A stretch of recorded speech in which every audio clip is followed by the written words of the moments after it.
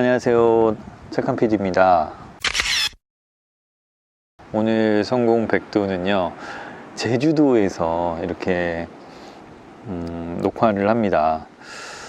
지금 앞에는 바다가 보이고요, 뒤쪽에서 조각배, 전통배, 그리고 뭐 태우라고 하는 돛담배 이런 거를 체험을 하려고 기다리고 있고요. 저는 그 사이에 여러분들과 제 글 하나 공유하려고 합니다. 오늘 읽어드릴 글의 제목은요, 무엇이 열정을 가지게 하는가 하는 제목입니다. 우리 열정, 동기부여 많이 이야기 하잖아요. 근데 어떤 게 열정을 가지게 하는가, 그런 거에 대해서 한번 제 생각을 적어봤습니다. 요즘 청소년들은 지쳐있는 경우가 많이 있다. 세상이 참 빠르게 변하고 아직 많은 걸 알지도 못하는데 배움의 기술과 지식은 부족하기 때문이다. 그래서 많은 청소년들은 무기력증에 빠지곤 한다. 귀찮아, 하기 싫어, 몰라요 등을 입에 달고 다니곤 한다. 왜 그들은 그렇게 무기력해졌을까? 사람들이 살다 보면 심장 뛰는 일을 만날 때가 있다. 연애, 새로운 사업, 새로운 아이디어, 투자의 성공 등을 마주하는 순간 잠이 오지 않을 정도의 감정을 느끼기도 한다. 오늘보다 훨씬 좋을 것 같은 내일로 설레어하며 하루를 마감하기도 한다. 하지만 그런 만남이란 쉽게 일어나지 않는다.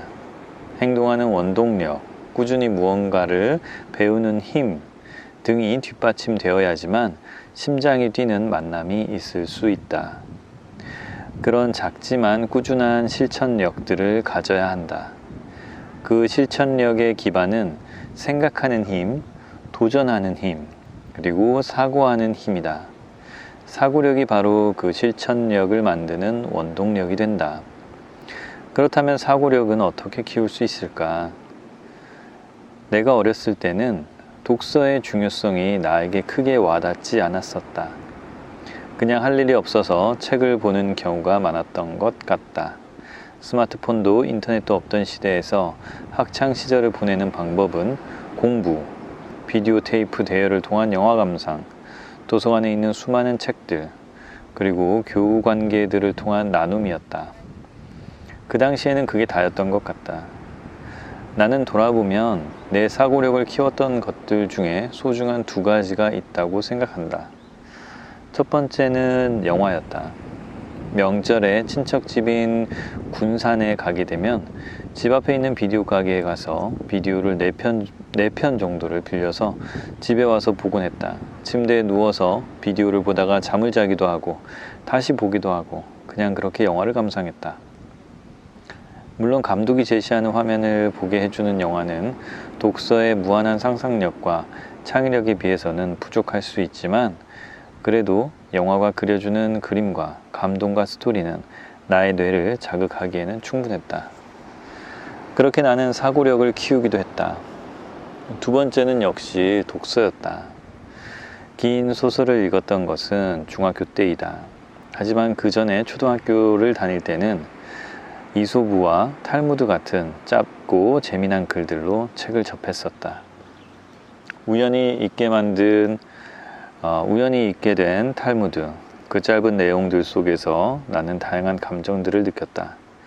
잘 읽히는 책, 소소한 재미가 있는 책을 통해서 사고력도 커지고 책 페이지가 넘어갈수록 성취감도 커졌었다. 그리고는 중학생이 되었을 때는 도서관에서 책을 빌려서 읽기 시작했다. 마이클 클라이튼, 스티븐 킹, 베르나르 베르베르 등은 내 독서의 시작을 함께 해준 내 인생의 작가들이다. 이때 독서의 맛을 알게 되었고 다양한 독서들을 시작하게 되었으며 도서관에서 책을 빌릴 때 기록하는 대여 카드에 내 이름을 적는 것은 즐거움이 되었고 수많은 책 뒤에 붙어있는 대여 카드에 내 이름을 적어야겠다라는 것은 나의 작은 목표가 되었었다. 남녀공학에서 여자 후배가 책들마다 내 이름이 적혀 있는 것을 보고 나에게 이야기해 주었을 때 나는 나름 뿌듯했던 기억이 있었다.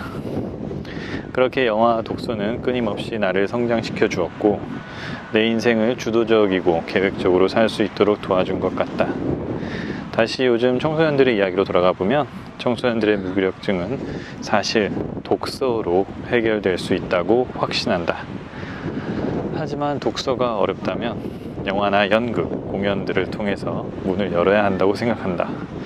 요즘에는 영화나 연극보다 유튜브나 게임을 통해서도 그 시작점이 생길 수 있을 것 같다는 생각도 든다. 즉, 스마트폰은 어쩔 수 없는 좋은 시작점이 되는 시대가 되어버렸다. 스마트폰을 통해 시작하고 책으로 완성한다면 새로운 시대에 맞는 사고력 향상 방법이 될 것 같다는 생각이 든다. 그 옆에는 반드시 멘토가 있으면 좋겠다라는 생각도 든다. 여기까지였습니다. 정말 길었네요. 내용이 오늘은 좀 길어가지고 이 바다에서 이렇게 긴 내용을 읽었다는 것 자체가 너무 좋습니다. 저는 배를 타러 갑니다. 나랑 켰어요. 등받이가 있는데 안 등받이가 없어. 방이 진짜 잘 나와. 완전 멋있어.